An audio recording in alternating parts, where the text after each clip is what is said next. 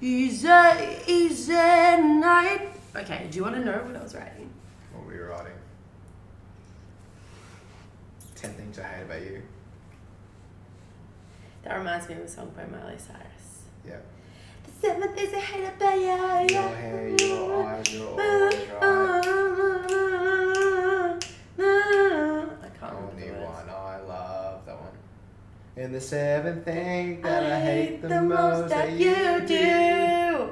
You make me love you. This is a different format, well, really. Are we too far away? Do we look awkward? It's okay, we can do that. They can see my scrotum, it's all good. Oh! Welcome to... Oh, wait, this is my second recording today. I'm being a Let's start again. busy Start again. boy. No, this is the official intro to the video. No, start again. Because Have you got dialogue tab? I wrote so much. I was just so passionate. Okay, cool. I like it. Let's start. I just start did. properly. I just did. Because last time you weren't even looking at the camera. You were like, welcome to Thought. I don't want to pull that card, but it's Yeah, true. it's my creation. True. I feel like that's a misinterpretation on your behalf, like as if I don't do that intentionally. Oh. Okay. Yeah. It's your brand. It's my brand, being awkward. Too cool for school. No, it's not that. I was trying to actually pay attention to the person I was talking to and not the camera. Whereas my hands rove from my face. Okay, we'll do a Caitlin style. We'll do a proper. Ready? 1, 2, 3, proper style. Hello. Oh, the snap. Okay. Hello and welcome to the Thought Anthology Podcast. This is episode something. I should have checked between this one and the last one. Today I have Caitlin, and she's not even saying hello. Hello. Thank you. Bullshit. I don't know where we go with this now. Anyway, today on the podcast we're going to talk about this. I want to talk to Caitlin because we actually had an experience together of the supernatural. And this is the Ghost Channel. No, it's actually in regards to a thing called the 75 Hard Challenge. So around about 2 months ago, 2 and a bit months ago. The 1st of October. Yep. No, that's when it ended. I'm talking about when it ended. Oh, yeah. Right. This challenge ended, but we started it in October. Pardon me. So I brought Caitlin on, and we were meant to talk about this a while ago, but it never really. Yeah, we came to finished be. on the 15th of October, and it's now the 13th of February. Yep. Sorry, 15th of December. Yeah. Now it's the 13th of Feb, so it's been 2 months since we finished. Yeah. But it's still fresh. Still fresh in your mind. So fresh. I remember the trauma. So why'd it take us so long to do this one? Because we've been busy. Yeah, true. That's We've been it. busy. Literally no reason except Busy. And I busy. think also me, not really pushing it too much. Yeah, but you've had other things to focus on, like you're running, Yeah. and you moved house, Yeah. and it was Christmas.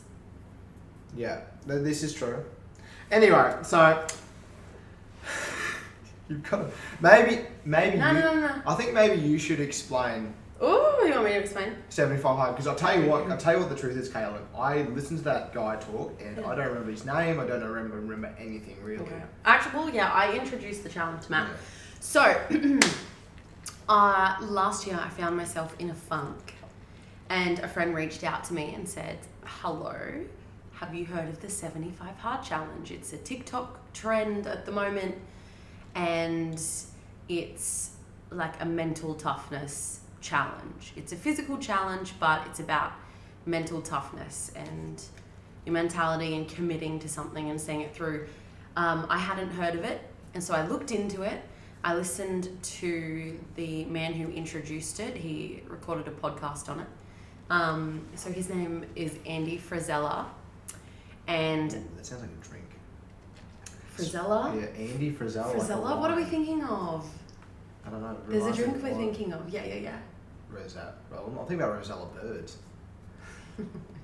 You're good. That's where my brain went.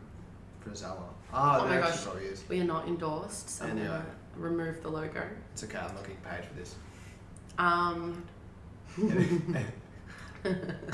Like and subscribe. My Patreon. Anyway.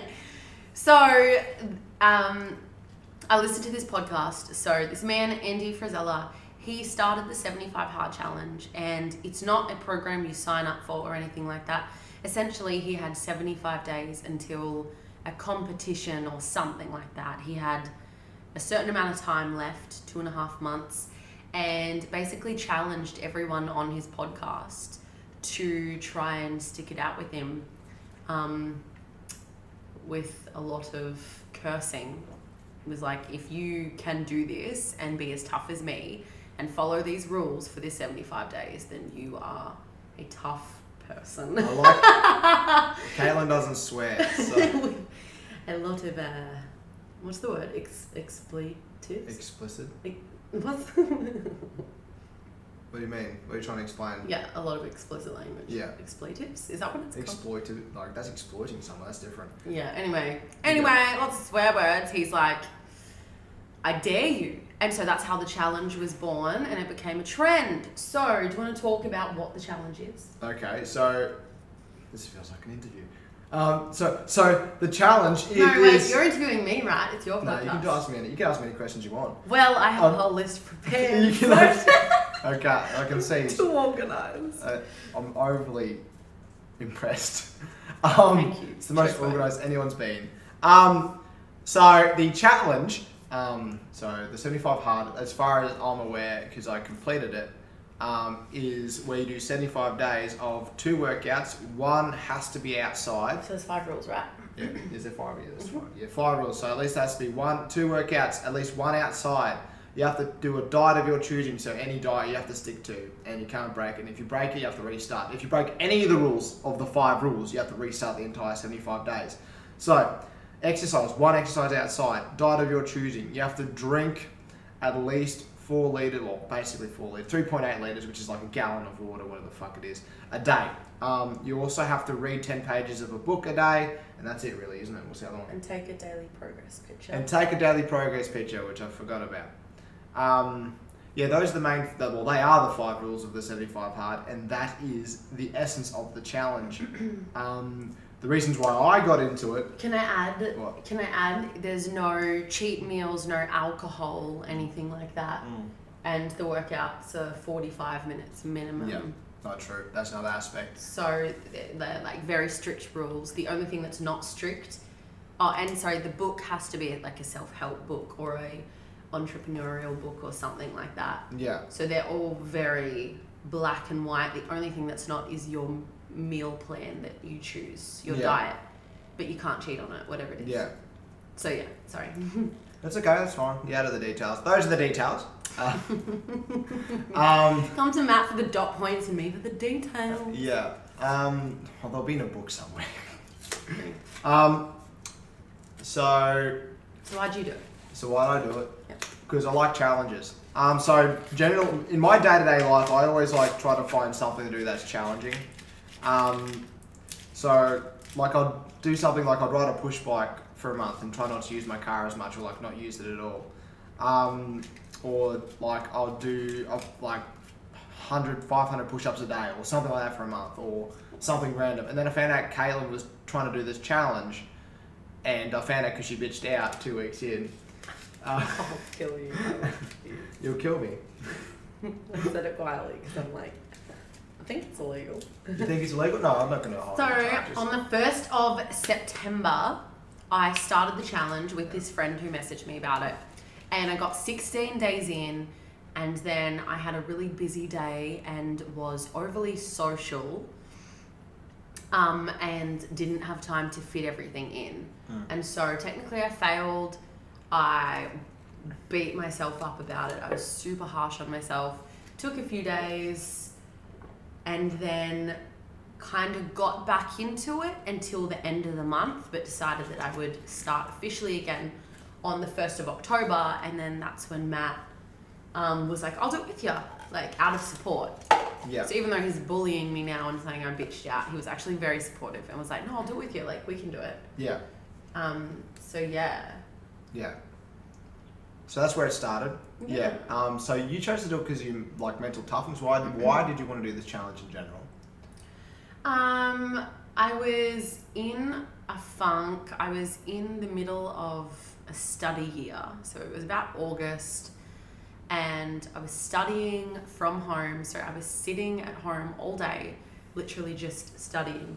So wasn't moving around, wasn't eating healthy, because it's really hard to eat healthy when you're studying. You just eat like sugar to keep your brain awake and things like that. You know how it is.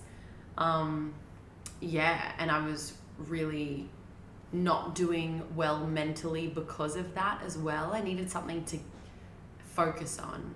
I'd put on like 7 kilos that year from studying. From January until August, I put on about 7 kilos. And I got to August and I was like, oh my gosh, this is killing me. And then, so when my friend reached out, I was like, wow, you're an angel. Yes, I have to do this challenge. Yeah. So you're more for weight loss? Or to get into some sort of rhythm? No, I actually did it just for my mental health. Yeah. I'm not saying that I need something that's going to make me mentally healthy, but I needed something to mentally focus on. Yeah. I needed some mental drive. Yeah. I guess that's what. Yeah. And obviously, like, how you look and how you feel about your body is always a big part of it as well, but it was definitely the afterthought. Yeah. So it was more for that mental drive. Okay, cool. Yeah. I'm just checking because those answers, like, they could have been anything. Yeah. Yeah. Well, it could be multifaceted anyway. Yeah. But yeah, so it really was the perfect challenge for the perfect time for me, Yeah. even though I failed. And so... And you're just crazy. You just were like, yeah, challenge, easy. You know what? Matt added an extra step to it. He had a 6th rule for himself. So... you can talk about it if you want. It's fine. Yeah, well, Matt said reading 10 pages a day is too easy. So he added in half an hour of language learning a day as well. Yeah. All the while having a full-time job. Yeah. So that was pretty crazy. Yeah. But you did it. Yeah, well, we both did it. So we both got through it. Yeah. Yeah. I guess we should totally say that. We finished the challenge successfully, by the way. Yeah, like we've got through the 75 days, and well, I think the only reason why I added extra is because when like I do most of those things every day, besides the drinking the water. Yeah. Like, so I needed something more. I thought the diet thing was quite hard. Yeah.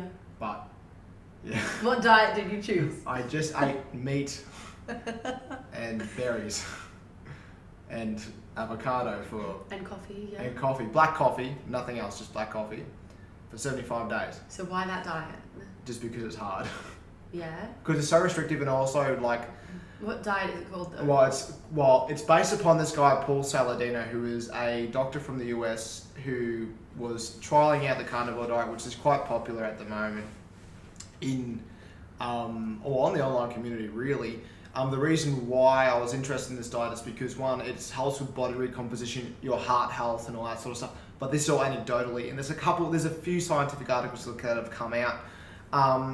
But the thing I was more interested in was losing my fat content, because I just, like, I hate seeing any body fat on me. That's clearly from some sort of, like, trauma to some description, because I get quite obsessive with it. But the main thing was to find out how I would feel if I just ate very basic meat, berries, and just very plain, straightforward things, and see how I felt. And I felt great. I felt mentally well. I had no issues at all. Yeah. Physically, I felt good. I feel like my body recomposition did occur a bit. I didn't really track my calorie intake, so like in the end, I didn't lose huge amounts of weight like a lot of people do. But I have done for about I did like carnivore strict for like a month, not this year, but like the year before, and I counted my calories. I lost a lot of weight, and I had a lot of diarrhea though, so that's why I stopped that. That should be also the next thing as to why I introduced the fruit and stuff. It's also mentioned, as per this doctor I'm speaking of, who is trying to make sure it's the most appropriate diet for humans based upon our evolution. Like, we would have been eating more berries and meat rather than vegetables, because most vegetables are actually derivatives of plants who don't want to be eaten and generally poisonous. So there's like small bits of like toxic chemicals within plants which are trying to deter you from eating them, and that is the rationale as to why to avoid them and actually just eat berries, which want you to eat them because they actually have the seeds in which the plant wants you to spread around. So a lot of plants don't put a lot of toxic chemicals in there because they actually want you to eat them so you can shit them out so more trees can grow. Interesting. Yeah. So that reminds me that you taught me that bananas are considered a berry. Berry, yeah. Yeah. Yeah. And you can't, there's no seeds in them anymore either. They used to have seeds. Don't they have seeds? No, they can't. What are the black? They don't reproduce. So what are they? Are they? They're like remnants of seeds. Because you've genetically modified them so much they can't reproduce. Interesting. Yeah, so it's not a naturally occurring plant. I hate this world. Kaylin, your broccoli is genetically modified. Your kale, salad, everything's genetically modified. You can't avoid it because we grew all these plants. Speaking of which, what? I have a gift for you. Oh, you do? An orange. It's an apple cucumber. Oh my god. Who grew that, your dad? No, so I bumped into your nana this morning at church. It's fucking and well, actually it's not for you. She said, please give it to your mum. Because she knew I was seeing you today. So there you go. So I have a feeling that's genetically modified. I have a strange feeling too. Anyway. So that's... Love it. So that's the thought behind it, is basically it's based upon... Well, it's trying to start from the base and just define what's appropriate for humans. And I felt fine and... Yeah, no issues at all. Where a lot of people are concerned about health behind that diet, basically because it contains a lot of red meat, all that sort of stuff. But is it necessarily because the reason why they do that is based upon articles that are suggesting that it's bad for heart health, but in those articles, a lot of those studies are a bit iffy. Such as they are basing it upon processed red meats with actually soft drinks and sugary drinks with them and all that sort of stuff that would be naturally consumed by humans. But then again, with diet anyway, it's very weird how we try to find the most appropriate diet that's really healthy for us and really good for us, and we're trying to think this will help us with our longevity and our health. But what if we're actually not meant to eat anything, but we need to get energy, we just eat it and they just don't want us to eat it? The plants? Just anything. If you think about it, it's very weird to think that it's really kind of human centric and kind of selfish to think that I deserve to eat all of these things and they're very healthy for me. Yeah. Unless you come from a particular background. Yes. Yeah. Unless of course you believe in God and the Garden of Eden and everything like that. Yeah. So yeah, I can totally see your point. That could be. Yeah. It could be logical, but then again, there's what would you think of the food chain then? The food chain exists, but not because it wants to exist. Yeah. Okay, I see. So all these things are just occurring. Doesn't mean they want to occur. So we should lay down and let birds eat us. That's not what I'm saying at all. I'm kidding. That's not what I'm saying at all. Yeah. No. It's interesting though to think of the what ifs. Yeah, because too far now. Yeah, you can just you can go what if for everything really, but that's the point of being a skeptic. You ask a lot of questions, but maybe we're not really meant to eat anything. It just happens that we have to in order to propel ourselves, but we're just going to die anyway.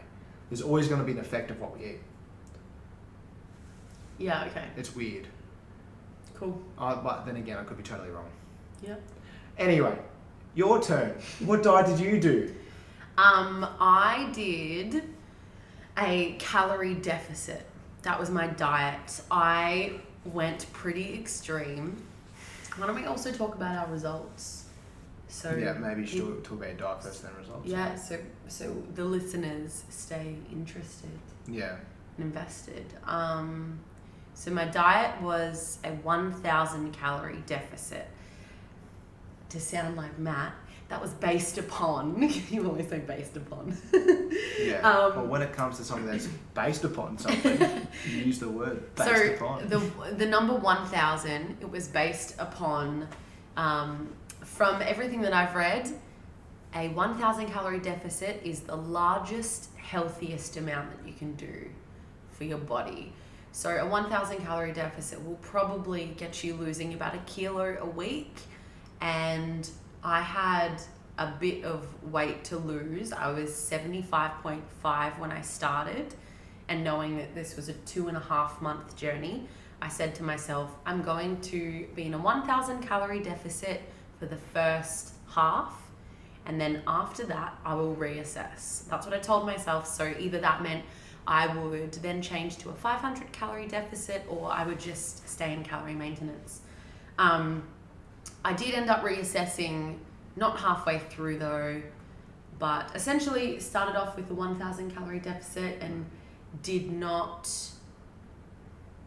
I think it was about 6 weeks actually. I didn't fail that at all for the first 6 weeks. But then after that, it was a lot mentally. Yeah. So I ate whatever I wanted, so long as I had eaten 1,000 calories less than I had burnt. Yeah. And so I have a Fitbit, and so I would track everything every day. Yeah, which you don't take off at all anymore. I know. I'm a ranger, essentially albino, but I have a Fitbit tan. What? No shades. Crazy! 50 Shades of White. Anyway. So, yeah, that was my diet. Yeah. Yeah. And I liked that diet. Yeah. And what was your results? I remember you actually, before we get to the results, yeah, you were struggling quite hard at a point. Oh, yeah. I remember you getting very upset. Oh, for sure. Struggled heaps, but at the end point, it all paid off. I knew it would be hard. Like, I failed it the first time, so I was definitely prepared that for round 2, I was going to get it done, but there were going to be a few more breakdowns than the first time. Yeah. But it went really well. I lost 10.5 kilos. So how much is that? 65. I ended up being 66 or 66 point something. So maybe it was 10 kilos. Yeah, I can't remember the exact numbers. I could have gotten something wrong, but it was over 10 kilos I lost, which is crazy. I got a lot stronger as well. I did my first chin up. I've been trying to do a chin up for ages. Yeah. Smashing out push-ups and things like that. Yeah, so when my diet changed halfway through, half-ish way through, it ended up being a 500 calorie deficit on average. Some days would be 1,000, but some days would be maintenance, so it was about 500 on average. But there were a couple of days where I was probably in a slight surplus, like maybe 200 or 300 surplus. I reckon there were about half a dozen days in the 75 days toward the end. Yeah, I mean, technically that would be failing the challenge. Yeah. But I stayed on track and I was doing it calculated. Yeah. Like, I knew that I need these days. Yeah. Or I'll fall apart. But I guess that's failing it technically. I don't know. It's hard. Yeah. Also, it's healthy to have breaks as well when you take it. Like, I mean, also. Yeah. 2.5 months in a 1,000 calorie deficit is not maintainable or probably healthy. Yeah. So I think maybe that does contribute to part of the diet, having a couple of days maintenance and whatnot. Yeah. But yeah, so ended up being really, really great. So many positive changes. That's good. What were your results? Oh, sorry, I'm just listening. I'm thinking what you were going to say. Well, good job. Thanks. Thanks. Very proud of you for it. Thank you. Yeah. Me too. Because I remember you looked psychotic one night when you were doing this. Yeah, I was some days I'd eat too much and it would be the end of the world. So often it'd be like 11:30 at night and I would be running laps around my backyard to burn more calories. Yeah. To stay in that deficit. And it wasn't just that, you get really committed. You get very committed. Oh yeah. You can probably tell by my whole demeanor. I'm a very intense person. Yeah. Black or white, good or bad, wrong or right. Yeah. Fail or succeed. Yeah. So the days where I was 950 calories, or like 940 instead of 1,000, I'd be like, not good enough. Star jumps in my room. I'm going to talk about my results, but that's something else I want to bring up after this. So I lost around about 7 kilos. So I weighed. Did you? I didn't realize it was that much. Yeah. So I weighed like 82. But then I got down. The lowest I got to was 74. But at the end of the challenge, I was like 75. Wow, good job. Then after the challenge, I put on 3 kilos, and now I've lost another 3 kilos, which I'm at 75 again. Yeah. My goal is to get to 70 at the moment, which is it's happening. I'm going down because I'm counting calories and just instead of just eating whatever I want. But yeah, so I lost that much. I felt like my body composition slightly changed, even though I didn't lose that much weight. Yeah, it did. Yeah, it felt like I looked different. A lot of my belly fat slowly started going away. Sorry. It's okay. And that's the pro of the progress pictures. The progress pictures were so confronting. Yeah. I remember that's what you struggled with at the start. Yeah, but that's because like I thought we were like, because when we were saying progress pictures, I was like, do we take them when we show people? Is Yeah, that what true. we're Do saying? we upload them? Yeah, because if it was just for me, it's fine. I've deleted them all since actually. Have you I've deleted them all all? the photos. Every photo and thing of me I've deleted. Oh. Yeah, so that's all gone. That's kind of sad. Yeah, I think it's an ego thing and I don't like seeing it. Yeah, that's Yeah. what I mean. Sad that it's tough for you. It's not. Because it's not an ego thing. No. Sad that you feel like you have to delete it. But anyway, You're It's not to- psychoanalyzed. it's to avoid an ego thing. Yeah. But anyway, you talked a lot of shit When? at the start, What do you mean? saying you'd probably beat me in the challenge. Yeah, I didn't know you that well. Yeah, I hated you for that. Yeah, I was that was so your mad. drive. I was so mad. You have no idea how mad. I had this chat to Josh, and I know you've known me for a while now, and we've been together for a while now. Oh my gosh, you made it sound creepy. Yeah, kind of creepy. Did the channel know? They do now. Oh yeah, they do from the episode recording. Oh yeah. Yeah. Yeah. But there's the one thing I hate. Like I make straw men out of people who behave like that, Yeah. and I pick like all I want to do is crush their spirits, and that's all I wanted to do is wanted to crush your spirit when you said that. Boy has some problems. Yeah. Like, and it's not because I like want to win. I just want people to know that you're just as worthless as I am. And Thanks, babe. No, but like that's where my mind goes. So when you say like, you know, you say I'm gonna beat you, I'm like, this bitch does not know me. Yeah, that's what you would Or- say. You don't know me, son. You don't. You fucking don't know me. Yeah. Yeah. It's where my brain goes, and it's like it's very impulsive. Yeah. Yeah. So, well, clearly, well, you didn't know me, but now you do. You know I'm just crazy. Yeah. Yeah. You are the most dedicated person I've ever met in my life. Yeah. I hope so. You are. Thank you. Anyway, yes. So when you said that, I was on a holiday, so I think that's why she thought she was going to beat me, because I was away on a trip and she thought it would be too hard for me to do everything I wanted to do. But I did everything. I did chin-ups in a tree, I ran, I did hiking, I bought a gymnastic ring so I could throw them onto a tree and do I gymnastic think rings. I'm just so used to people cheating, Yeah, including myself. yeah, It's so easy to cheat yeah. anything. Mm.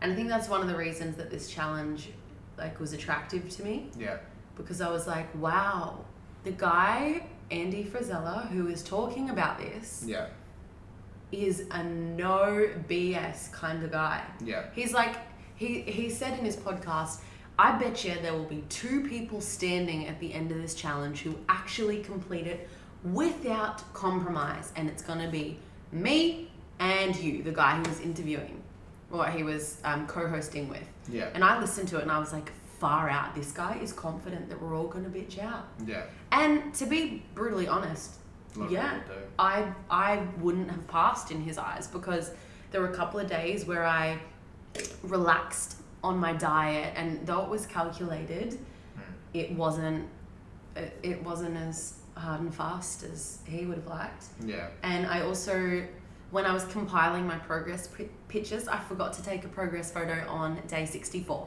So I did fail the challenge. yeah, And I don't want to speak for you and pick you apart, but I remember when you started the challenge, I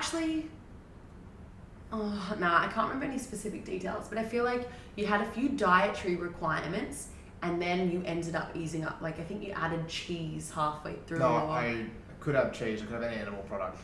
Yeah, or What maybe. did I do? Oh no, I started removing things like white rice. Yeah, true. You did remove things. It maybe was for there's some Bryce's sort of- birthday. Bryce's birthday. Or maybe there was some sort of fruit or something. You started introducing dried fruit Yeah. halfway through. Mm. And so I don't know if Andy Frizella would count that as Yeah, cheating. And I almost perceived that action of yours, But wait, can I finish? sorry, you go. I almost perceived that action of yours, which could be wrong, because Yeah. it's it's your action and I'm perceiving it. Yeah.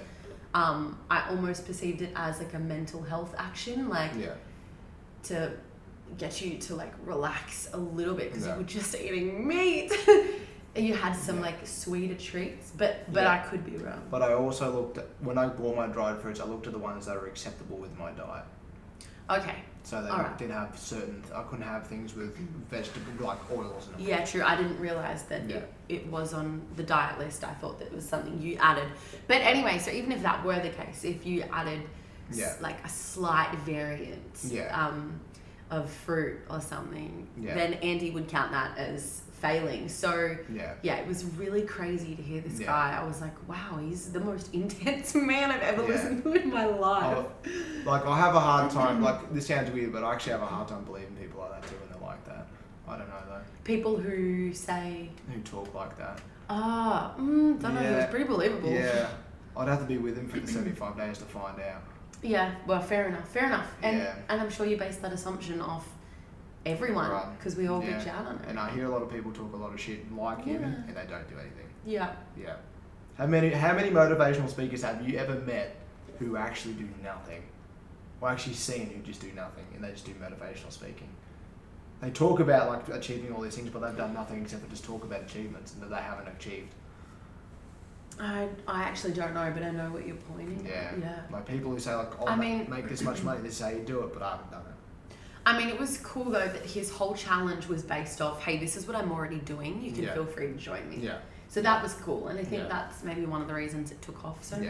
Probably. Yeah, and also it's pretty catchy. 75 hard, like, you know, if you complete it, you got like a whole, you get a whole thing, you get like a boost. Oh, you completed a challenge. It's like, it's all that sort of thing. That we are. That we're a part of. Yeah. We're a part of a special group, you know. You get that, you know, that sort of feeling that you've done something with yourself. So I wrote a whole heap of notes about this because it was seriously a life-changing event for me. And I'm wondering if you want to talk about some of the stuff that I wrote down. Sure, if you'd like. Do you want to eat? Yeah, of course. Do you want to hear what I have? Yeah, what do you got? Okay, well, I wrote a few notes. I wrote about what kept me going. I wrote about what it taught me. I wrote about the positive changes hereafter. I wrote about the challenges that we faced and what I would do differently. So, you know, your main key points that anyone takes from some journey that they go through. So I want to know what kept you going.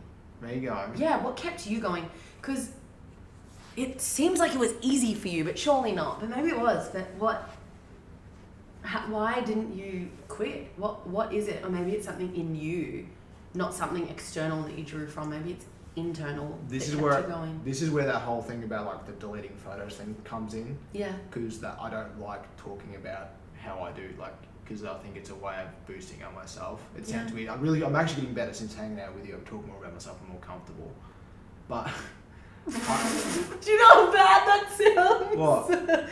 You're super egotistical, Caitlin. So now that I hang out with you, I'll talk about myself. No, not like that. No, you know what I mean. I'm opening up more. The only reason I hate it is because it sounds like I'm talking myself. I'm not trying to. Anyway, I think it's because I've established a lot of discipline in my life.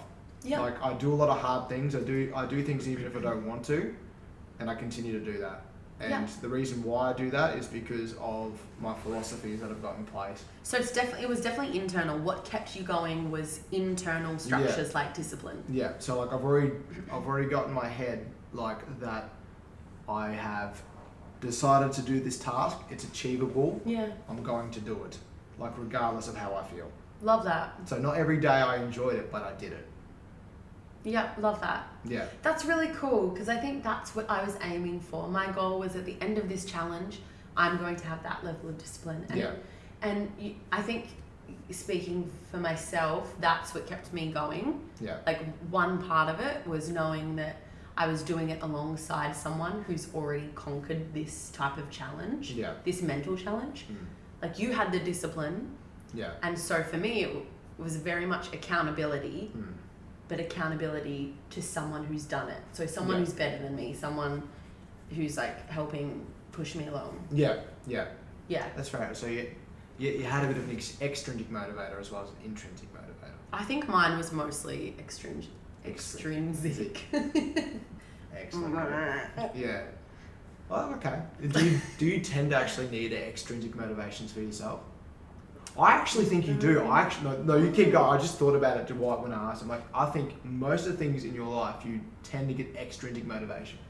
Really? Yeah. Okay, I would disagree because I have an internal set of morals and an internal moral compass, an internal bar that I always want to reach. And of course, there's those factors. Yeah, and that would obviously stem from certain things that I've grown up with or whatever. Yeah. But regardless of everyone around me, I have to meet that to give myself that tick of approval. Yeah. Why? What do you think? God. He's extrinsic. Big fella. Oh, yeah, okay, I know what you mean, but that's also, he's very intrinsic. Because intrinsic means yourself. Yeah. If God, spirituality is you are one with God, He lives in you. So that's a whole other conversation. Yeah, of course. Unless you want to go down that rabbit hole. But not today. I see what you mean. Yeah. Because there's that, somebody inspiring you, somebody coming in and suggesting it to you. Yeah. You then think doing it. When that person was the person doing it with you when you decided to do it? Did they bitch out as well? No. Oh, I remember one time they posted a photo of them eating a cheese platter or something, but their diet was Whole Foods. And I messaged them and I'm like, ha ha ha, have you failed? Yeah. And I can't remember what they replied, but it was something like, no, haven't failed. I'm just having this for whatever reason. But in my head, I was like, that's failing. You're cheating. Cheese isn't a whole food. Brie is not a whole food, honey. Probably a tasty cheese. But I think she did finish it. Yeah. At the end, she was like, last day, did it. But I think maybe her rules were more relaxed than mine. Yeah. Which, again, doesn't live up to that internal bar. So in my mind, I'm like, nah, you failed, bro. Not that I would ever say that, because... No, you just did. Sorry, Vinny. Anyway, what other questions do you have written there? Because you got written quite a bit there. Yeah, well... the only other thing that I found really interesting on this journey about what kept me going, so definitely accountability. Also, I have a fitness page on Instagram. So I think not just accountability to you, but accountability to all of the people that follow me. There's not many. I've got between 100 and 200 followers. But still, these are people that I know face to face. I live in a small town. I engage with these people on this account. So I knew that a lot of them were watching closely. And I did get messages afterwards of people being like, wow, you inspired me so much. Congratulations. And people asking for advice and really, really cool stuff.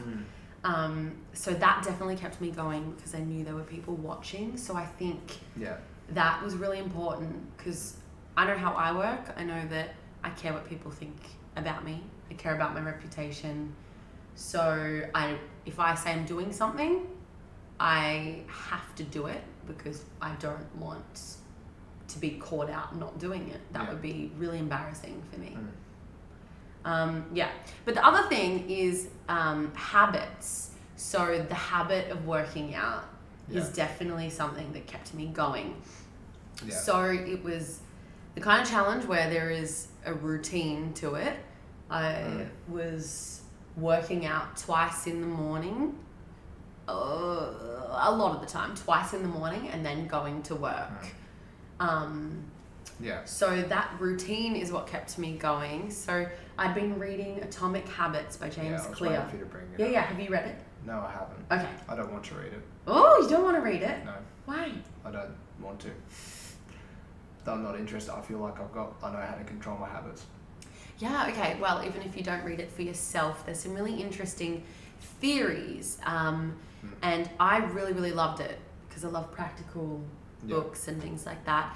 And a lot of the things he talks about is for something to become a habit, you obviously have to repeat it many times. And habit stacking is also a great way to add new habits.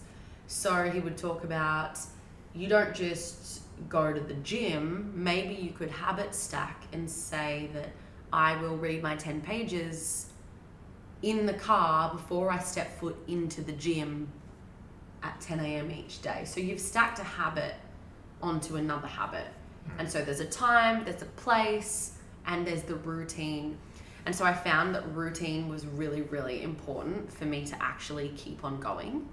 So, yeah, actually, I wrote down... Yeah. Also, I wrote down something I copy and pasted from my Instagram page, like a caption. Can I read it? Yeah, go for it. Okay, so this is a post I made, and it says, circa Caitlin Holcroft, December 2021. I've been rereading Atomic Habits by James Clear and was reminded that the less attention we give to things that we have to do and the more automatic they become, the more energy we can reserve for whatever else we like. So this is something that was very relevant for me.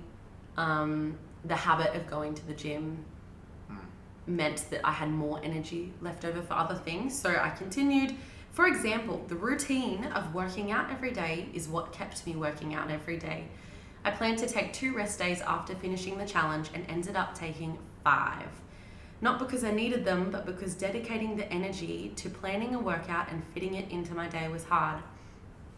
I found it easier when it was a habit, something I didn't have to think about.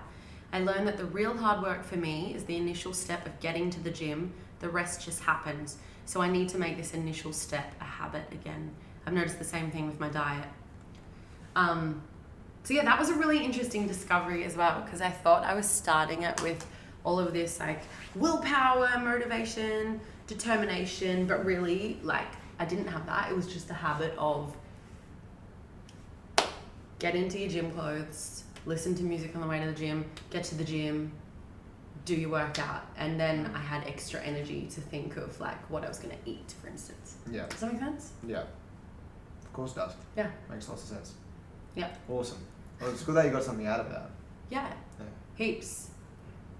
I learned so much from the challenge. Oh my gosh, it was crazy. That's good. Yeah. Yeah, so were you in Atomic Habits while you're doing the challenge? No, so I'd read it like a year earlier. I read it in 2021. Yeah. Yeah, that was last year. That was last year. So 2020? Yeah. I think summer of 2020 to 2021, I read it. And then when I finished the challenge, I started rereading it. Yeah. And I haven't finished reading it the second time, but super, super helpful. Would recommend it. Yeah. Awesome. Yeah. I don't know what I can add. I've had a mind blank. Okay, well, I can keep going. Obviously, I love to talk. Okay. You're on a podcast, Caitlin. Yeah, true. Sorry, I feel so self-absorbed talking this much about myself. I hate it. Okay. That's exactly what I did. Continue. Say it, I dare you. Because that wasn't what I was insinuating earlier. Oh, okay.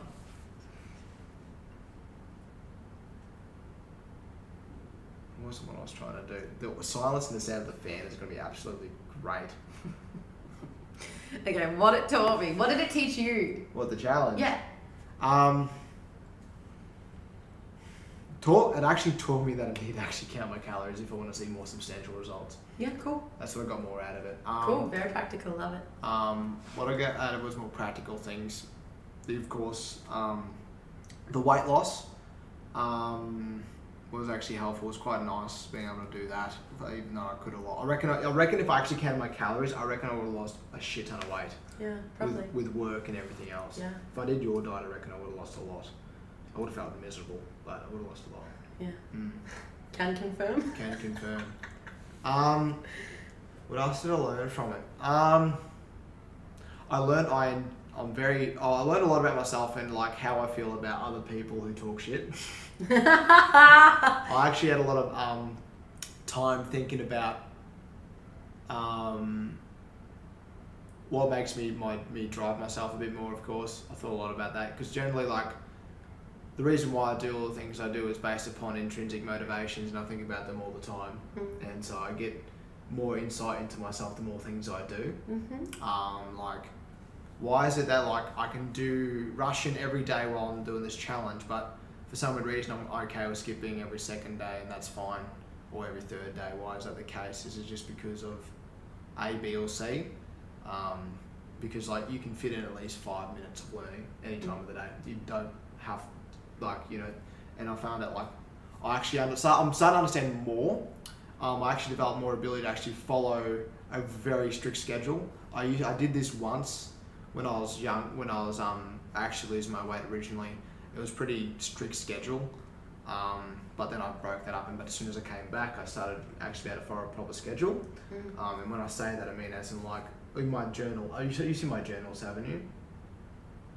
I haven't read them, if that's what you're so asking. It's like, so like my journal in 2021, I actually used to write what I was going to do for that week. Yeah, I have seen. Yep. So like I'd write the time I'd do that, how long I'd allocate for that, and when I'd do this, and like, but what I've changed is that I don't put in the time of the day that I do it, which I actually just put in has to be done, and then I'll do it. That works for some people. It works great. It works better for me because of work. Like since I've started working shift work at the hospital, my sleeping is pretty shit now. Like it's not routine, and it's not healthy for me to go to bed at 10 o'clock, wake up at 4 and start exercising. Yeah. So I have to write down and I basically did it based upon my recovery, my own mental health. Yeah, love that. That's smart. Yeah, because when I was doing 4 a.m. starts, I'd be getting like 4 hours sleep, 2 hours sleep, which I could survive on, but you're not healthy. Yeah. And you'd get everything done throughout the day, but you felt terrible and miserable. Yeah. I think it's a whole nother life for shift workers. Yeah, it's different. I was going to say there's something I was going to add. That was another thing too. This is for everyone that's out there that's doing things and thinks waking up early makes you great. It doesn't. You're awake for the exact same amount of time as everyone else, but at a different time of day. I don't understand why people get so hyped about themselves. I woke up at 5 a.m. in the morning, but yet I go to bed at 7. There's no difference. If somebody wakes up at 10 and they go to bed at 2 a.m. in the morning, no difference from you, just different times of the day. They're awake at nearly exactly the same amount of time. Okay. Yeah. I have heard about obviously your circadian rhythm. Yeah. And like different releases of hormones at sunrise and sunset at different times. Yeah. So I think some people would argue that. Well, that's for health. But for hours. Yeah. Yeah. And maybe health and concentration. Yeah. Because I'm talking about people who like claim to be these superior, productive people, and it's like, no, you're just waking up earlier, staying up same amount of time, and that's all I'm trying to point out. Yeah. Like, because a lot of people feel guilty about not waking up early. Don't feel guilty. Yeah. You can get as much stuff done at any time of the day. Well, it's true. If we're speaking practically, maybe your brain would be more active earlier in the morning rather than late at night. But if we're talking in terms of ticking something off or burning calories, you can probably burn just as many calories, right? Yeah. Late at night to early in the morning. I'm sure that kind of thing isn't affected. So yeah, interesting point. Yeah. As you're saying, sorry. Next question. Nothing. Next statement. Next whatever the fuck you got written there. Yeah, so you obviously already had discipline. Discipline was something I definitely learnt in this challenge because no matter what, I had to get my tasks done, which was great. But something that was really, really life-changing for me is this is the first time in my life doing this challenge that I paid attention to the cravings I was having. Often we're super uneducated, and so when we have a craving, like us girls will just blame our monthly cycle and we'll say, oh my gosh, I'm craving this or that. It's because I'm on my period. Even though there's research to suggest that the week of, menstruating should be the week where you feel the best. Maybe the week leading up is where you have cravings or this or that. We're uneducated, including myself, and so we just give so many excuses or like, oh, I was craving this and I've worked really hard, so I had it. But this was the first time in my life where I didn't acknowledge cravings as food cravings, but I acknowledged them as dopamine cravings. And that really changed my life. Like, I understand. Chasing the dopamine. Yeah. And it made me so uncomfortable. So uncomfortable. Because I realized that when I give in to food cravings, I'm actually just giving in to a dopamine craving that is proving that I am out of control of my body. It would be a different story if we were in a day and age where dopamine was scarce and it came at the right times. But because we get dopamine all day, every day from all different things, when I would have a dopamine craving, aka a food craving, it made me uncomfortable because I acknowledged that this isn't natural. This is an overuse of this. Cravings can be natural though. Yeah. Fair enough. I'm sure some of them What do you were mean by natural. that though? What do you mean by this isn't natural? As in, every day I was craving something, and I guess I just became aware for the first time because there were so many restrictions, especially around my diet. I became aware that I was craving things almost all the time. Yeah. And I don't think it was just because of the restrictions, but the restrictions obviously made me aware because I couldn't physically have it. But I would, want my coffee, and then I would want a piece of chocolate after my meal, and I would want this and that, and often I would have it because my diet allowed me to eat whatever I want so long as it's within my calories. But it just made me really, really aware that I chased that so much, and it made me feel a little bit weak, to be honest. Yeah. It was just really, really interesting. So how do you think about that? Like, when I hear those sort of things, I find it quite interesting. As in, like, what's the separation between you, the goal-setting Kaylin, who wants to achieve so many things, and that character that's going to ruin it because they're weak and they want something else? What do you mean? What's the difference? Because they sound like two different people. Yeah, they do. And One's disciplined Caitlin and one's lazy Caitlin. Yeah, and it depends upon the day and how strong they are, which one's going to win. Yeah, and in the challenge, the lazy one never won, which was great. But when the challenge ended, what happened? Well, that's a whole other story. Yeah.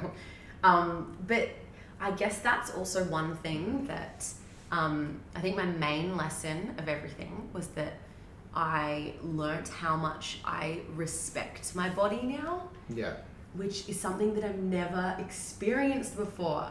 I think everybody has different reasons to love their body, and I never had a reason to love my body. Yeah.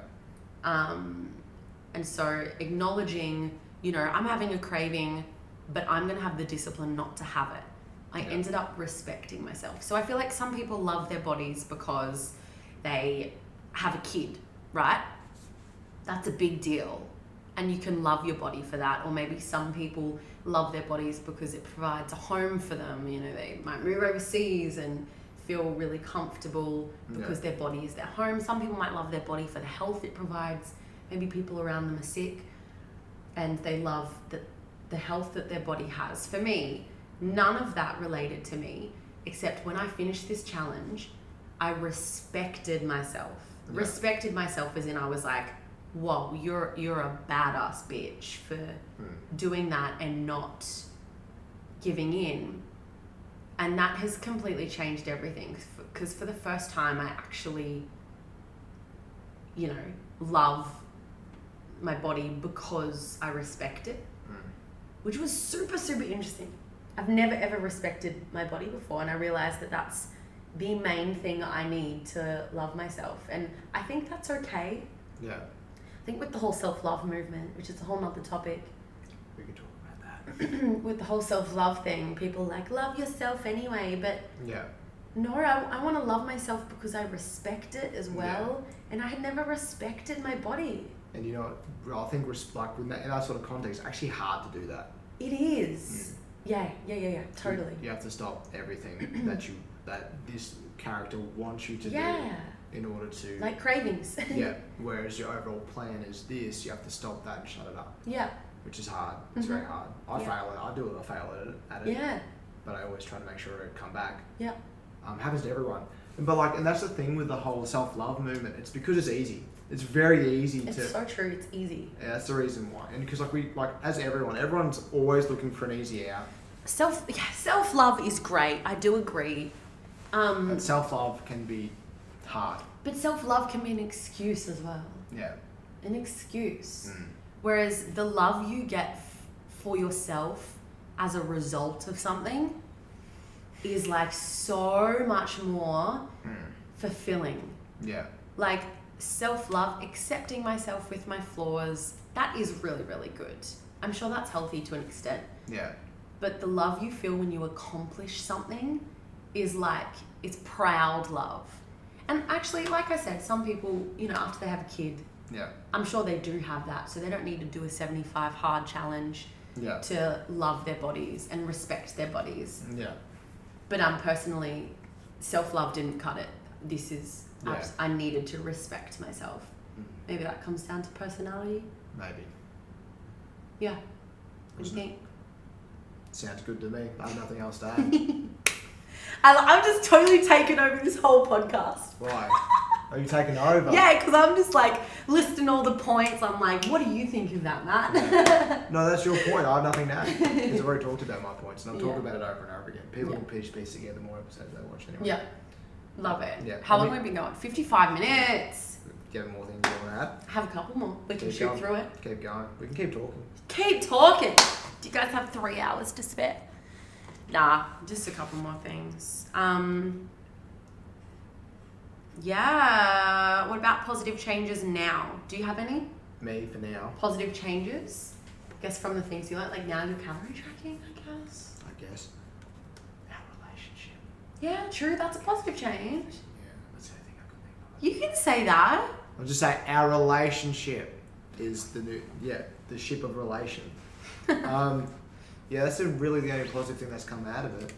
Really. And you lost 7 kilos, which you wanted to lose weight. But I did gain weight back a bit. But like I'm very I am like it's quite clear. Like I can't think of anything too positive because I haven't got the results I want yet. So the positive thing is I'm still going with my discipline and I'm still achieving. Yeah. And I probably won't stop till I die.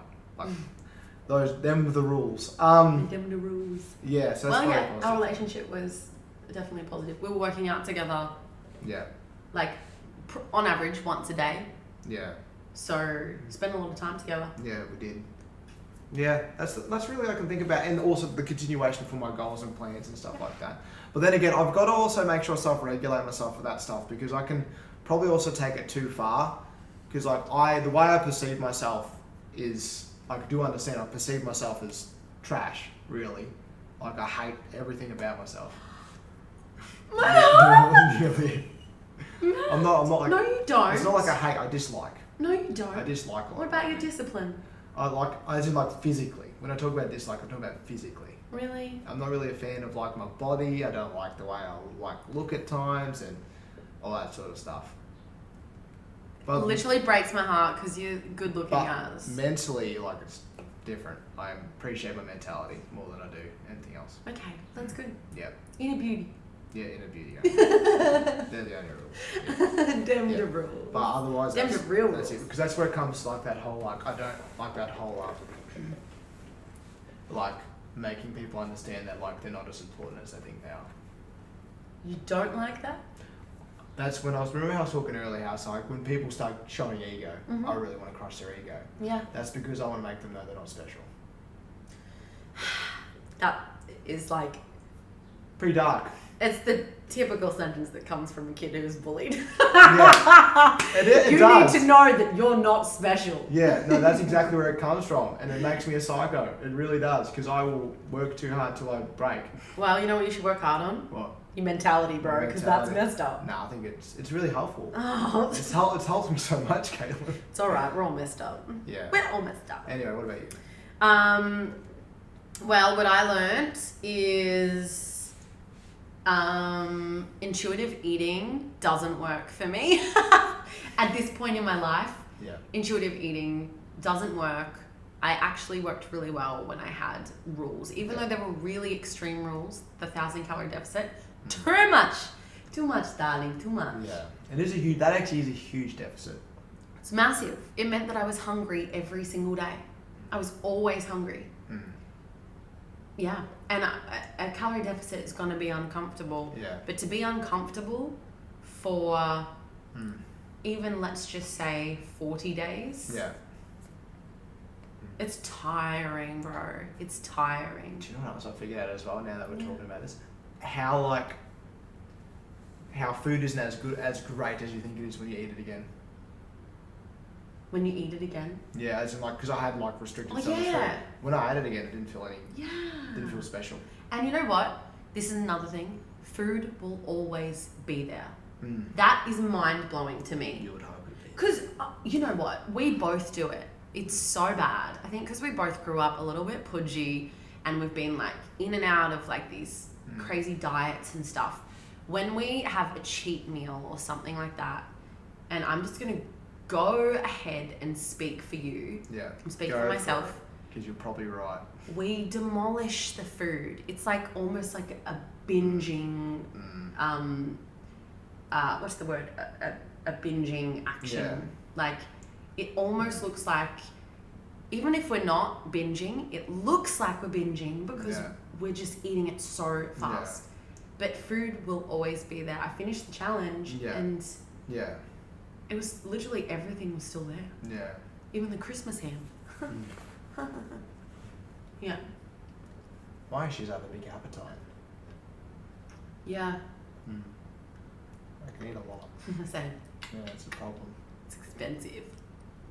What else you got? Well, I was also, exercise was a positive change. Now I love exercising more than ever. You know what was a positive change as well?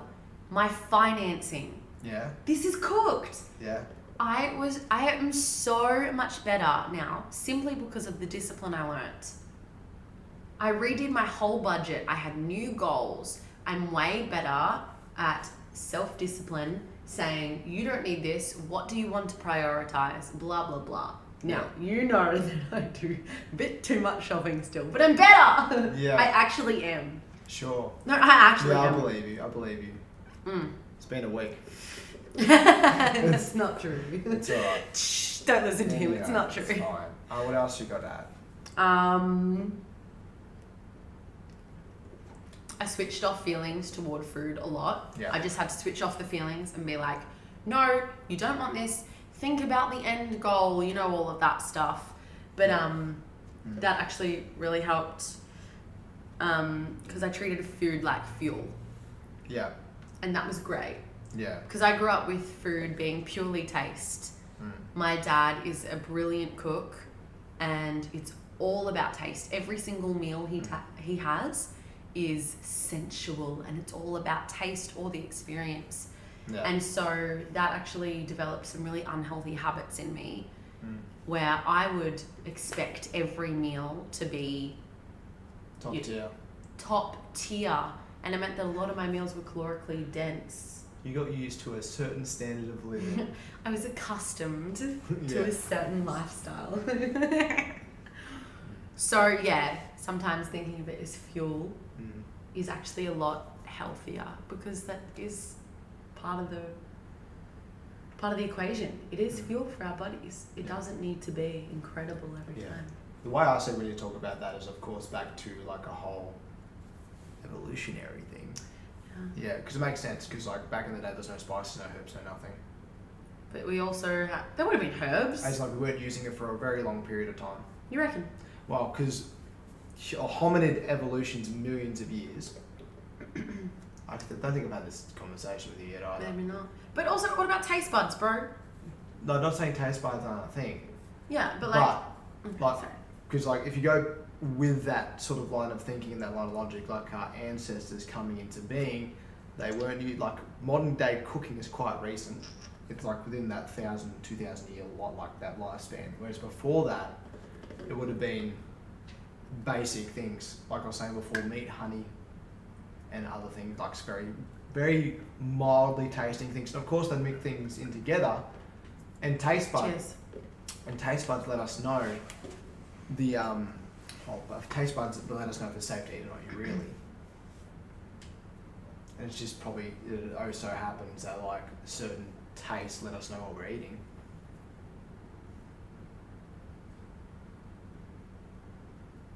Interesting. I think I disagree with that. Why? But that again just stems back to whenever we talk about like evolution, my mind goes back to how God created us. Your mind goes back to how we evolved based on what evidence suggests. Sassy. Yeah. That's not what I was going to say at all, but that's fine. Are we surprised? Anyway. Okay. Did you have any challenges? What do you mean? In the challenge? Within the challenge, was there anything you found really challenging? The holiday. That was the hardest part. Going away on holiday, yeah. Fair enough. And then fitting it all in. And cooking chicken legs in a fire and all that sort of stuff without a proper stove top or anything like that. That was such a fucking good trip. I want to do another one like that again. I can't, it's just amazing. We got so good at campfire making. Yeah. So good. Even in the rain. It was so good. Nailed it. The last camp in Shepparton was so good. We slept on the tall grass. It was so good. Yeah. So good. Aww. It was so good. Do it around Easter. It'll be great weather. Yeah. Well, we'll get to doing something again. Yeah. Yeah. Anyway. Yeah. No, that was a challenge. Is when you're trying to actually have a life. Yeah. Totally. That's why I failed the first time. Yeah. I was with my friends. We were having a shindig. A dinner party. Yeah, but also, like, can I actually ask, your friends are girls, and girls are very picky. Did they were, like, trying to entice you into eating and drinking and all that sort of stuff? No, I didn't find that people would try and entice me, but I did find that people judged me. That's what I mean. Oh my gosh, the judgment that I received, no one would even realise. But the amount of comments that I had from people saying, oh my gosh, you're so lame, you're not eating anything nice, or oh my gosh, you are so boring, or yeah, she's on the challenge, she won't have it. Yeah. Or people just making fun in what they thought was a funny way. Yeah. I hated it. Yeah. I was like, as if these people, who are my friends, who I love, whatever, but as if these people are so used to living comfortably that as soon as someone around them starts doing something that's hard, they project all of that judgment onto them instead of respecting them or applauding them. I had a couple of friends who actually applauded me. Yeah. Granted, they were in the fitness industry as well, but my other friends really weren't that supportive, and I hated it. I think it's because they've had really easy lives. I don't know if it's because they've had easy lives, but I think it was all projection. I think that they would have been just like, they could never do it themselves, so they almost judged me for doing it and like subconsciously tried to bring me down. I don't know, but it was weird. And I hope that I never treat anybody like that again who's doing something hard to better themselves. I hope that I'm only supportive. Oh no, you're about to convict me? Yes. What have I done? You talk shit so many times after it, but anyway, keep going. Wait, what do you mean? You've talked so much shit. What do you mean? To you? Yeah, but you're allowed to. Wait, what do you mean? It's always in joking jest though. Oops. I remember you go, oh, it's so lame, gay, all that sort of stuff like that. Or like, I'd be like, oh no, I'm trying to do, like, I remember I was trying to go on the houseboat and stuff like that. And I was like, no, I have to go work out first. And you're like, oh, gay. you actually behaved like that. I am a hypocrite! Yeah. I'm sorry. You do it sometimes. I'm sorry. Don't be sorry, I reckon I only do it to you because I think it's hilarious. My other half. Because it feels like you're joking. So nah, you know what? Actually, good point. I actually have done that to you. So yeah, but I'm pretty certain you're joking. Or were you serious? Yeah, I should have eased up though. I know what you're talking about. Yeah, I'm pretty certain it was jokes, but now I'm not certain. Nah, it was selfish. I wanted you to enjoy what I was enjoying, even though the challenge finished and you still had yours. Or like trying to force me to go on a jet ski when I didn't want to. Lame. Anyway. This is something so cool that I was listening to the other day. Yeah. One of my last points, because we've been going for ages. So one of the challenges I found, and if any of my friends listen to this, they will kill me for not bringing this up. One of my main challenges was that I was a bitch. I was horrible to be around. And that's because I was so preoccupied with doing this challenge, not failing it, completing it, that I was horrible to be around. I was spending 95% of my energy doing these tasks, and I had 5% left over. And I would try and divide that between, okay, I need to have one conversation with my parents today. You can have 1% of my energy. Okay, I have 6 missed texts from friends. I need to reply to you guys. You can have 1% of my energy. I was not fun to be around. I had no time for anybody. And I listened to a podcast recently, and I think it was The Business Bible, which is an offset podcast of She's on the Money. And the male co-host, can't remember his name, apologies, he was talking about the 4-burner theory. Super, super interesting. He actually, I looked it up and he gets it from James Clear again, which makes sense because apparently James Clear is a god and has great ideas. James Clear. Atomic Habits. Oh, did you say that? Same author. Yeah, okay, cool. As you're saying, No, you're good. I'm just making sure I'm listening. Yeah, you're good. So he has a theory that he speaks on. I'm not sure if it's his, but he speaks on it. It's called the 4-burner theory. And so essentially you picture 4 burners, and one is friends, one is family, one is health, and one is career. Now you can have all burners going at the same time and realistically reach a mediocre level. If you want to be successful, you need to switch off one of those burners. If you want to be really successful, you have to switch off 2. And when I heard that, I was like, mind blown. That's exactly what I've been doing. I just haven't been able to put it into words. I was trying to be so successful in my health while continuing to earn a living. I had no time for the burners of friends and family. Completely switched them off. And it was so true. So I felt really guilty that I was such a horrible person to be around. I'd cry a lot. I had no time for people. You do cry a lot. I'm expressive, if you can't tell. I'm not trying to do this to call you on the podcast. No, fair enough. I'm just doing this for banter. Banter.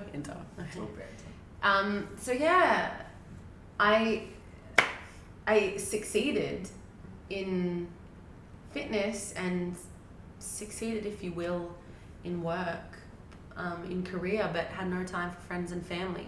But it was actually really nice to hear that because it made me not feel so guilty, that sometimes that's what it takes to succeed. And there's a theory that if you kind of outsource some things, then you can try and have everything going at the same time. Like if you buy meals instead of cooking everything, then you can still have your health burner on, but you're outsourcing it. Or if you delegate tasks at work to other people, etc. But I had started a new job, I couldn't do that, and I had to calorie count, which meant that I had to keep a close eye on all of my food. So I really couldn't outsource anything. So I was completely dedicated to health and career. And occasionally not. Some days it would be I'd be social and then be so burnt out. I actually had to call in sick to work a couple times because I was so mentally, I had zero energy. So yeah, super interesting. What do you think of that theory? Makes sense. Yeah? Yeah. It's really just putting identities to like the psychology of it all. Yeah. Yeah, it's probably a psychology theory, guess is what you could call It it. makes more sense that it is. Why wouldn't it be? Yeah. I think it's good as. I like it. I like how you got something to identify with it so you can actually target what needs to be addressed. Yeah. Totally. Cool. I reckon that's really the only challenge, was having that work-life balance, or I should call it health-life balance. Yeah. Because work schmirk. Yeah. She's so carefree. Me? Yeah. So carefree. No, she's nice. Yeah. Anything else for strong, that? so tight. On challenges? No. No. Oh, I mean, it was all challenging. Yeah. Well, actually, no. Yeah. It wasn't. So what do you I want? just get it done. So it's fine. So what are you going to get out of this after doing it? Are you going to do anything else? Just continuing on with, I think because this is like, I've been through this on my fitness journey. Yeah. This isn't the first time that I've lost weight, nor is it the first time that I've gained a few kilos after finishing something. I think that's something that I wish that I had done differently. I wish I reverse dieted out of it. I wish I did reverse dieting because we went straight into the silly season and I've put on a few kilos since, but I'm really not that stressed about it. But yeah, like I was saying, this isn't the first time that I've lost weight and put on weight and all of that. So I am fine with that. I have the tools. I know what works. I'm educated now. So now I'm going to go into a slight cutting phase again. Yeah. Because there's some extra body fat, especially from like Christmas and stuff. And then I'm going to focus on getting stronger and lifting more. But yeah, I've learned a lot. I know that I work really well with meal plans and rules like that. And I think calorie counting, or maybe I'll refer to it as flexible dieting, if it fits your macros, whatever. Flexible dieting works really, really well for me. And my personality and just being across things, intuitive eating doesn't really work for me because I'm such a foodie. Maybe one day it will, but yeah, right now that's kind of the plan, to keep working out, have a meal plan. So get shredded and get strong as. Sure. Those are your goals. Sure. And you have systems in place to do that. Yep, I do. Easy. And this year I'm going to get help. I've inquired. You just told me before. Yeah, I've spoken to a coach about getting someone to help me because I was listening to Rachel Dillon's podcast, Move With Us, and she talks a lot about her coaches, and I found that really inspiring because she's had many coaches over the years. She's never been overweight. She's always been into fitness, but she's still always had coaches. And I thought, you know what? Now is the time. I've done it myself. I've done enough by myself. Now I'd like guidance. So that's the plan. I like it. What about you? Sounds good. You've kind of touched on it, but the coach. about plan. About what you're doing now. You're progressing with your goals. Okay. Yeah, so like my goals for 2022 as like fitness goals, like after 75 hard. Yeah. So like, well, the goals for 2022 I established at the start of the year after the 75 hard because I want to continue my being disciplined and actually improving. So my goals for 2022 in a physical sense is I want to get faster. I want to see how fast I can run. I want to have the best footy season I can this year. What else did I want for myself? Basically, those are the two main ones. And I also want to develop skills to actually be able to play ice hockey one day. Those are my physical goals. Love that. Yeah. Food goals? Food goals? Yeah. I don't really have food goals. Like with my food, it's more or less, are they going to meet the weight I need in order to perform what I need to get done? If that makes sense, because like I'll have to being aware of what you're eating. Exactly. So like currently I'm in a caloric deficit to lose weight. Yep. To lose fat or weight? Fat will come with the weight. If I lose it slowly and gradually, if I do resistance training, high protein diet, that'll all come to play. I didn't know if you wanted to be lighter, which you do, but lighter for running or something. I'd like to retain as much muscle mass as I've built because that's very useful for sports. Yeah. Because like you can lose weight and be very frail and still have fat. Yeah. That's not useful to me. My use is to have less weight in regards to fat and maintain as much muscle mass as I can. Love it, boy. So essentially getting shredded is essentially my goal. So like that'll be getting down to to shredding. Yeah. So that'll be essentially getting down to 70 kilos, which I reckon at that point I'll be quite shredded because I'm 75. I've got abs slightly showing. So I reckon if I got to 75, I reckon that would be the ideal weight. Got to 70? 70. If I got to 70, it'd be the ideal weight. Yep. Because I'll hopefully, if I do it slowly, I'll retain enough muscle mass. I'll keep my resistance training up. I'll keep an eye on my strength. If my strength maintains, it means I'm actually on track. Because if I lose strength, therefore it's an indication I'm actually losing something somewhere. Yep. So I'll keep an eye on that. Track that with my books, my notebooks. I track that with. Love it, old school boy. Yeah, just because like I'm always on a screen anyway because of like emails, work, talking to you, Snapchat. All that jazz. Gosh, we should have done this so long ago. Yeah, so that's the main way I'm addressing that. And I'm doing this based upon my experiences of weight loss, the mistakes I've made, and the correct things I have done and the information I've gained. That's fitness-wise. Mental-wise, I'm trying to continue my language learning, to write every day, which I've failed every now and then, and to study as much as I can. And there's probably one other one. No, that's it. And that's essentially my goals this year. For in relation to the 75 hard, but there's plenty of other things I want out of this. Yeah. But that's this year. Yeah. Yeah. Good job. And I spoke about this in the previous episode. Yeah, awesome. With Josh. Yeah. Awesome. I'm excited to hear that. You'll like it. It's a good episode. Yeah, I love it. It's a good chat. Yay. We talk about like doing triathlons one day. Yep. Potential Ironmans. Yep. You know how fucking expensive Ironman shit is? Oh, how much? Like just to like enter the event's like $1,000. Ooh. Yeah, it's disgusting, but it'd be worthwhile. But if I was going to do it, I wouldn't do it until like I had the savings for it, which would be like in a year. If I was going to do it, it'd be either next year or the year after. Yeah. And then I have to make sure I know if I'm going to stay in town next year as well, because I don't know if I will. Yeah. Well, actually, we'll have to have that conversation. Shh, Yeah, don't. that's a whole other thing. Yeah, Don't need to know that. that's okay. Well, anyway, do you want to add anything else, Caitlin? I don't think so. Just want to say that you should try the challenge if you have everything set up Yeah. to succeed. If you don't, you probably won't get through it. I'm going to be real with you. If you don't have people around you to support you. Speaking of which, oh my gosh, I just have to say, my family was so good. Ew, disgusting. My family was so good to me during the challenge. Yeah. I could hardly even acknowledge them. Oh my gosh, I feel terrible. I would throw fits. If someone ate my food that was in the fridge that I had prepared, or if Dad was cooking pumpkin with dinner and I said, oh Dad, I don't have time to make my own dinner tonight. Can you set some pumpkin aside for me? Please weigh it and don't put oil on it. And I'd come home and Dads have a bad memory and he wouldn't weigh it and would have put olive oil on it.